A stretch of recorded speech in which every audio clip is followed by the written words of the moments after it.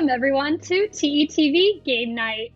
Make sure to grab your favorite snacks for this episode because we're going to be talking about all about theme park foods. We are your hosts for this game night. I'm Kelsey. I'm an environmental graphic designer who regularly deep dives into fiction's lore. And if I was a theme park food, I would definitely be popcorn. Excitable and can probably fit in a variety of boxes. And I'm RJ. I am a former theme park producer with a passion for pop culture, food, and trivia. And if I was a theme park food snack, I would be a corn dog because I am golden brown and made up of meat byproducts. Let's explain a bit about how this show is going to work. RJ and I have invited some guests that work in the themed entertainment industry. These guests will be our contestants. Our contestants will compete for points, and at the end of the night, we will declare the winner of Game Night.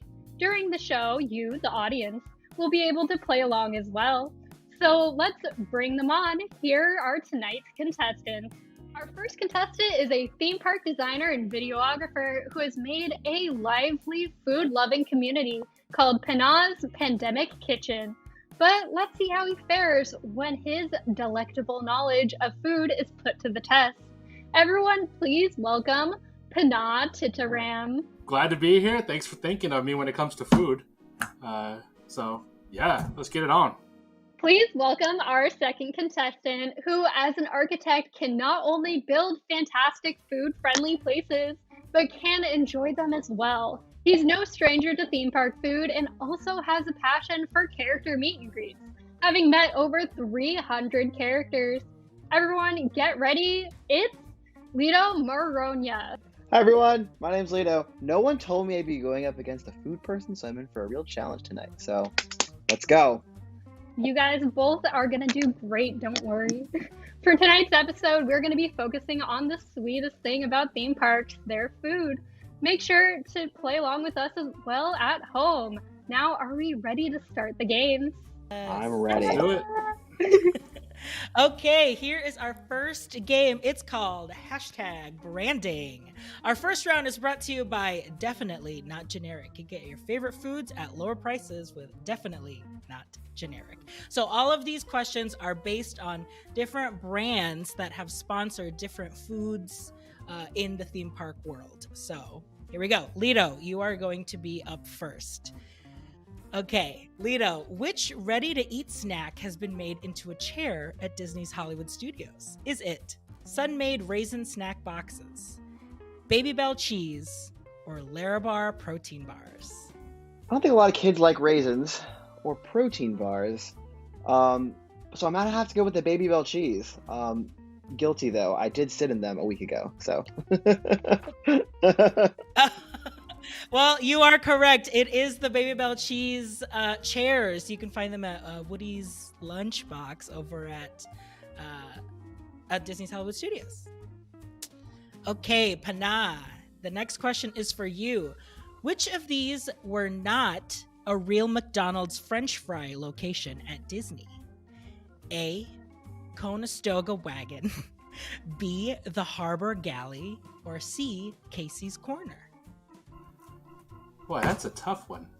I knew the Baby Bell one immediately. I was going to say Casey's because I eat fries there like since the dawn of time, and I don't ever recall there being a McDonald's there. You're going to say Casey's then? Sure. Yes, you are correct. It is Casey's Corner.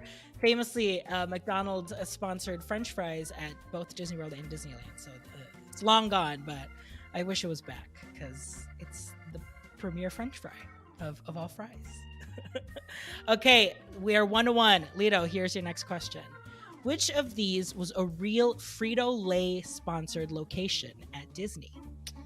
A, Casa de Fritos in Frontierland, B, Cheeto Trek in Animal Kingdom, or C, Chase the Sun Chip in California Adventure?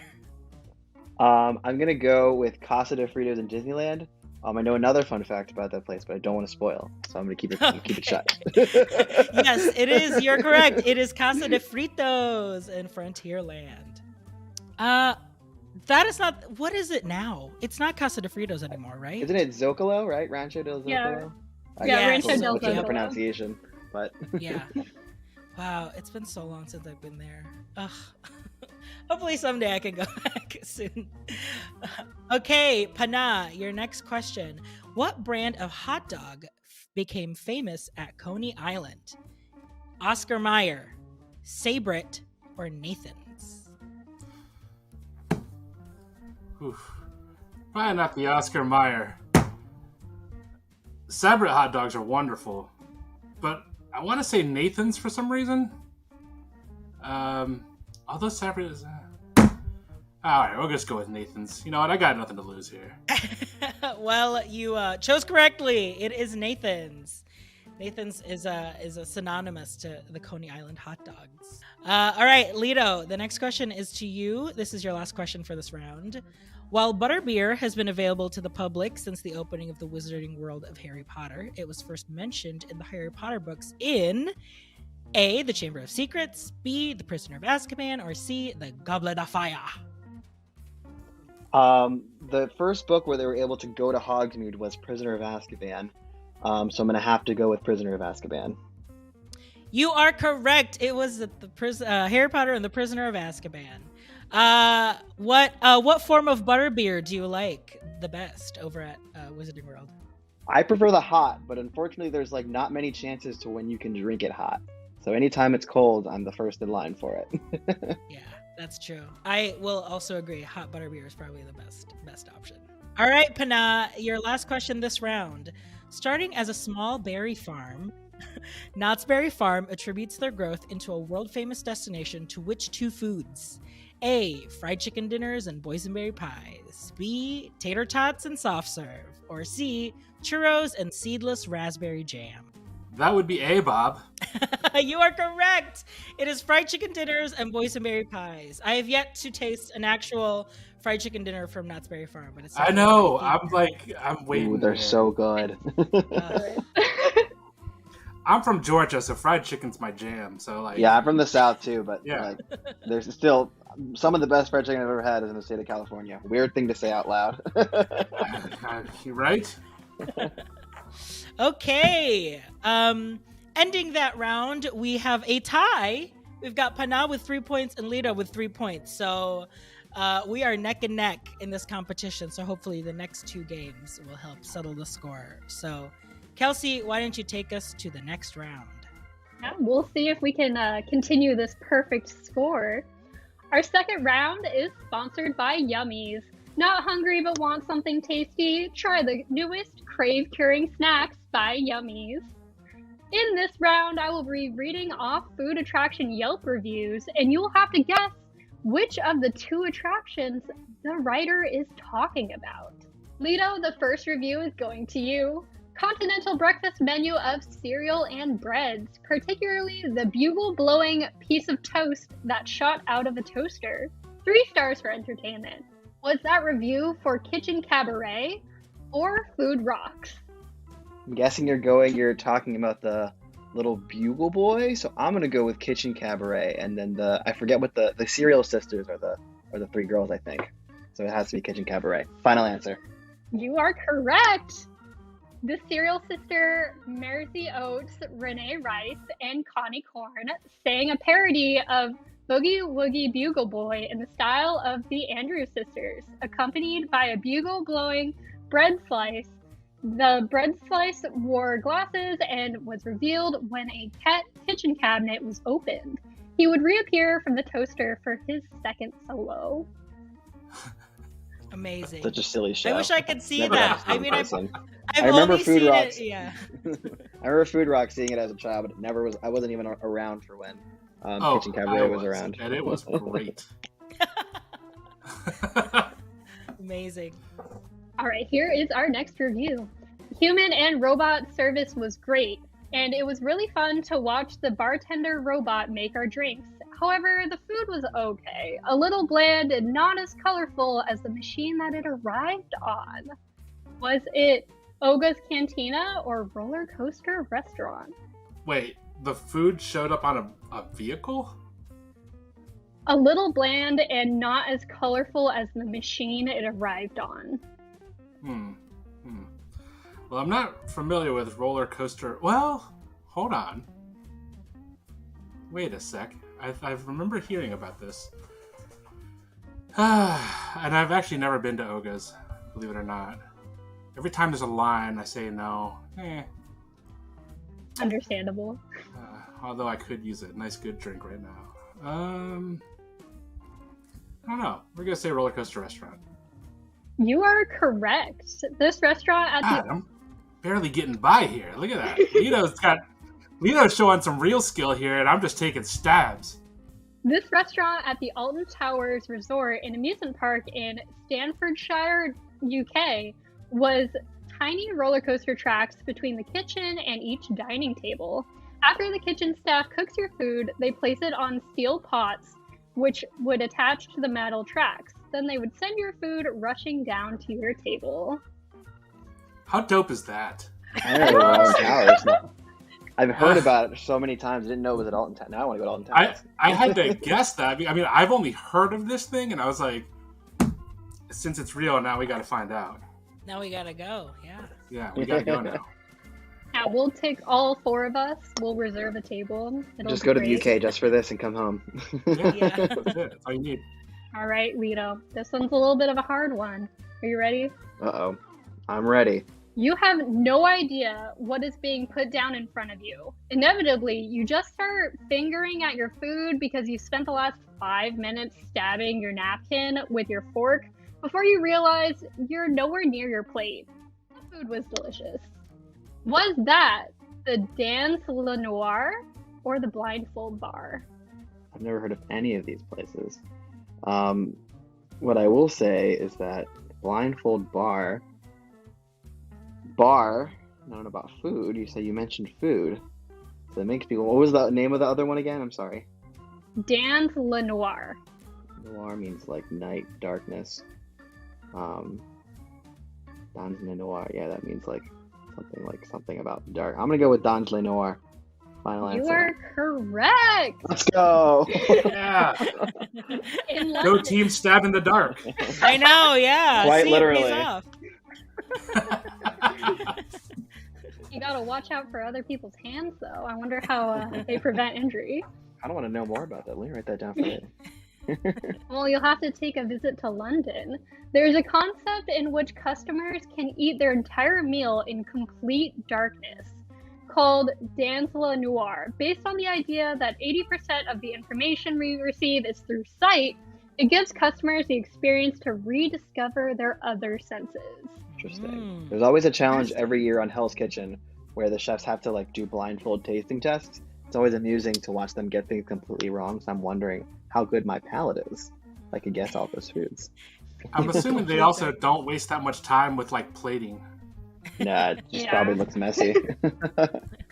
I feel like I would be almost embarrassed to know how bad my identification of foods with a blindfold on would be. That might just be me though. Alright, Pana, this one is going to you. The indoor queue does a nice job of setting up the backstory for this ride. Crafty Coyote and his mischievous pups are back and clearly have thievery on their minds. What a way to start off the adventure. Is this about the Calico Mine Ride or Berry Tales Return to the Fair? You guys are killing me here. I thought this was okay, anyway. It is a food attraction.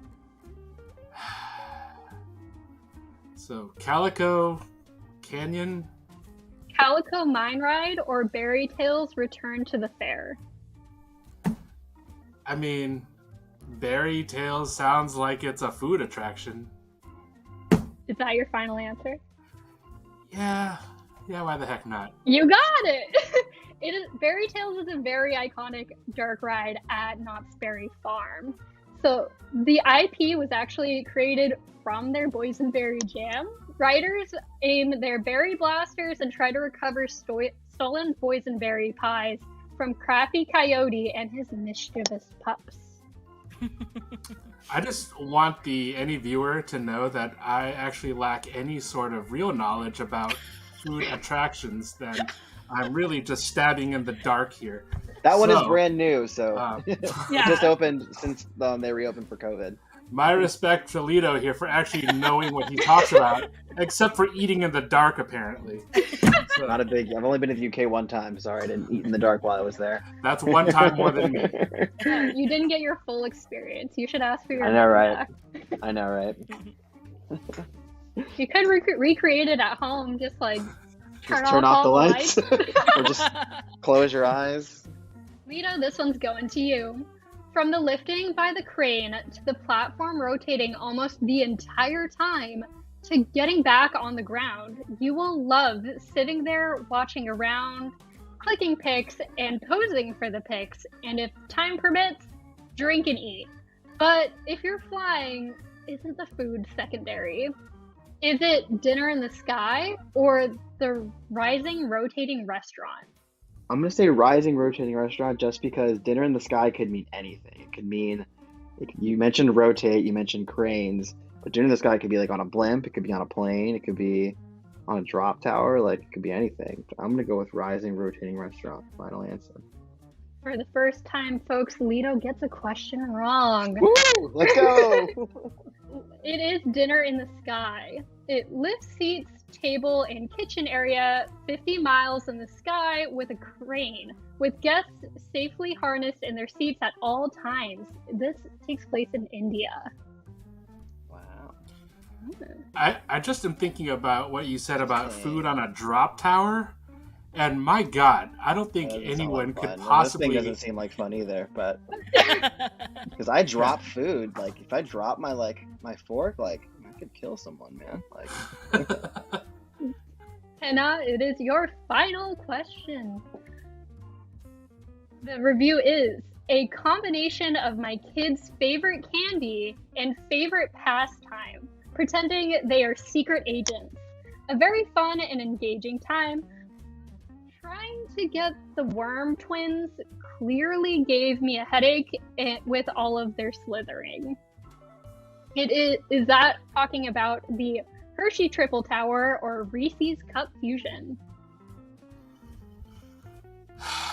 Just take a stab. Cup Fusion. You are correct! Look at that. Original IP shooter spinner ride in Hershey Park where you protect the Reese's Cup factory. After this round, Pana still has a perfect score of 6 points, and Lito is close in second with 5. Our third round is sponsored by Couch Potato, a how-to cooking show for the lazy. So here's your challenge for this round. Based on Marcel Proust's À la recherche du temps perdu, In Search of Lost Time, in the film Ratatouille, Remy serves Anton Ego a peasant dish that reminds him of his childhood to try and save Gusto's. If you were asked to serve a food critic any snack, meal, or food item to save your themed experience favorite food spot, what would you serve them, and what place would you try and save, and why? So we are giving our contestants 60 seconds to describe their culinary presentations, and we will be judging for the following criteria. Sugar, how persuasive your description is for our critique. Spice, how exciting your food choice is. And everything nice, how much passion you have for this food item. Each category is worth 3 points, which means you can walk away with up to 9 points. So the tide can turn to one or the other. Good luck. Okay, Pana, you are going up first. What food item are you choosing for this round? The specialty foot-long hot dog and fries from Casey's Corner. Okay. We are putting 60 seconds on the clock. I'm going to count you down. Pana, this is your time to defend Casey's Corner, and your time starts now. Okay, so as a trained chef, I can attest to the fact that we create fancy foods all day long, and the things we really want are the ones that are just like hot dogs, burgers, sodas, fries. Plus, like, if I think back to all the times I've been to parks, it's always about the hustle and bustle of things, right? Like, you remember having, like, lunch or something with, like, Pooh Bear or whatever, but it's always the atmosphere, right? And being right on Main Street, it's great, right? There's so much activity. Everyone's excited right in that little area, right? So now we get back to the food, right? So this thing is enormous, and it changes every month based off of what holiday or what's happening. I remember having this Cuban foot-long hot dog with it had the roasted pork on there, and anyway, it's just good. Families can share it. It's big enough, and nostalgia factor is so on. All right, and that is your time, Pana. Okay. Sounds good. Sounds tasty. So we'll see how you do. All right, Lito, what is your food to defend today? I'm going to pick the same location, the Magic Kingdom, but I'm going to pick a different food, the citrus swirl. Yes. All right. Okay, Lito, we are throwing 60 seconds on the clock, and your time starts now. Okay, so the citrus swirl was like a classic Magic Kingdom treat. It was brought on by the Florida Growers Association when the park opened in 1971. It's the classic blend of vanilla ice cream and a special orange slush kind of soft serve. The orange slush part is dairy free. It's essentially just like frozen orange juice. Both together, it creates a really good combination. It tastes like a better dreamsicle. It's just iconic for the Magic Kingdom. It's kind of how we got the orange bird. He's kind of the mascot of this classic treat. There's even a statue of this guy over for the 50th anniversary. There's a lot of different ways to eat it. You can have it in a cup. You can get it in one of these nice little orange bird sippers, just to kind of enjoy it this way. And who doesn't like ice cream in a theme park? You can get Dole Whips at Disneyland, other places around the resort, at a lot of places in Florida. A lot of different restaurants have Dole Whips, but you can only get the citrus swirl in the Magic Kingdom. You can't right now because they got rid of it, so it makes it the perfect case to bring back. It's a classic old Night 71 treat. Wow, and that is 1 minute. Amazing job. Orange Bird would be so proud of you to defend his honor. So. Okay, Kelsey, it's time to deliberate. Let's talk about, first of all, the sugar category. How persuasive were the speeches between the two? And I'm going to give it to Pana. He definitely gave us an environment. He walked us through. He hooked us in the beginning to be like, you know what it's like to walk through Main Street. You know the happy feelings that you're getting. So I feel like he really brought it in for me there. What do you think? I think both of our contestants did absolutely fantastic. Would 100% try both of these treats. Pana definitely sent us on an experience. I haven't been to Disney World or have that experience of that fantastic sounding hot dog, but I feel like I have. So I definitely agree that I felt a bit more persuaded to enjoy the hot dog. Yeah. Not to say though that Lito was also very persuasive. He definitely gave us the analytics, the facts, this is why this is special. You can't get this anywhere. But I think Pana gave me more points just from the atmosphere. But I think I'll give Pana 3. Does that sound right? And then we can give Lito 2 points, maybe. Yeah, I agree because I think really pulling the facts from history is very important, especially for the fans of this show who are very interested in theme park facts. So I think, that's true. Yeah, that sounds fantastic to me. 3 and 2. Okay, 3 and 2. All right. Now we're talking spice. How exciting the food choices were. And this one's pretty hard because Pana definitely is it is the specialty footlong. You never know what you're going to get. He described the Cuban, which sounded very good. But Lito really went in on why this is a special food. You know what I mean? So what do you think? It's such a rare treat to be able to get a slush mixed in with a more soft serve. And especially... Yeah, absolutely. Yeah, and also... I know a lot of people who are like this. I can also be like this at times where sometimes I don't want my treat to change. You have to be in a mood sometimes to try something new. But having all reliable, I'm gonna have ice cream at a theme park is the golden ticket for me personally. It is. I agree. Okay, so I think Lito probably deserves all 3 points. Mm-hmm.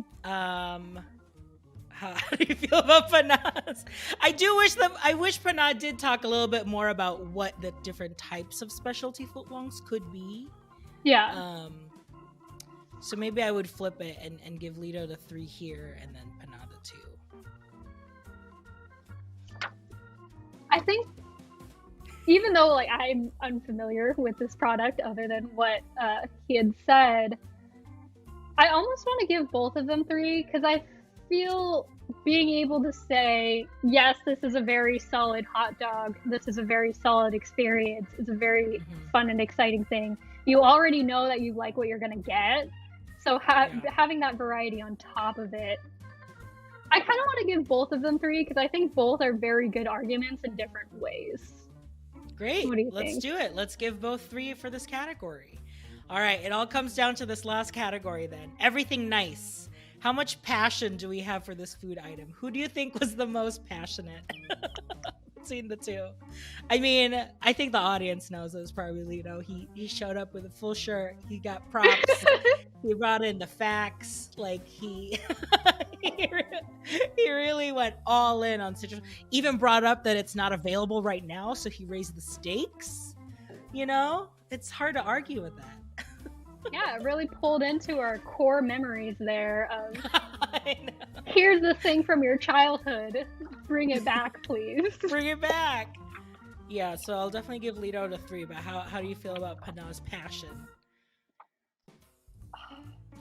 I feel like no, it was so good. I'm looking at my notes, by the way. Yeah. I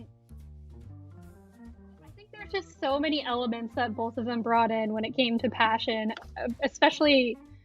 I know this was such a small comment, but I feel like it's such a big deal, especially to families that Pana brought up about the shareability of the hot dog itself. Where like it's not only an individual experience, but you can share it with friends. You're going on a first date, have a weird hot dog experience, Lady and the Tramp, you know? I kind of want to give them both 3 stars. I think they were both very prepared. They both knew this is the food that we should all enjoy when we go to the park. Yeah. What do you think? Yeah, I can see that. All right. Okay. Adding up our points. Coming out of round 3, Pana leads with 9 points. Lito has 6. I'm doing math. Quick math. Lito got 8 points in that round, which means our final scores. For our final scores, Pana takes the win with 15 points, Lito with 13 points. A valiant effort from both, but Pana, who knew your luck with guessing answers would pay off today? Yeah, I you know, like I said, Lady Luck was on my side today, not my brain. And you got a perfect score for every question. So that Also, is truly remarkable. I gotta point out that Lito really did bring out everything. I mean, he had the sippy cup, the shirt, and like, plus, no lie, My best effort. he's absolutely right, because that particular treat is freaking awesome. Oh yeah, And like, yeah. So it's the best. Citrus rolls are You the guys best. share those Orangeburg- hot dogs? I don't share those specialty hot dogs. It's just for me, man. I'm trying not to I make don't share myself. them. I was like, okay. yeah, you share those things? Nah, it's all mine. Look, man, I'm just saying it's shareable. Does it mean I share it? No. No, those aren't shareable. I've also had families come to me and be like, "Are you going to eat that whole thing?" And Yes, I wasn't Yes, going to absolutely. before, but Yeah. now because you said it, I want to. Now Exactly. because you said it, I'm gonna do it. Challenge You have to me. watch. Well, adding up all the points, congratulations once again to our TETV Game Night winner this month, Pana. Congratulations. You have won yourself a winner's portrait. You can't see it right now, but feel free to react. We're showing it on screen right now. like, Oh my God, it looks so good. Wow. Oh my God. Well, thank you both so much, and to everyone watching for joining us on this episode of TETV's Game Night. Special thanks to our team who have made the show possible, our writer Daisy Rudin, our co-producers Julia Bryson and Christine Brasso, and our video editor Megan O'Rourke. We have been your hosts. I'm RJ. And I'm Kelsey. Thanks again for watching. And don't forget Next time you're on a theme park, take notes because it might be a question on Game Night. Game night. Bye.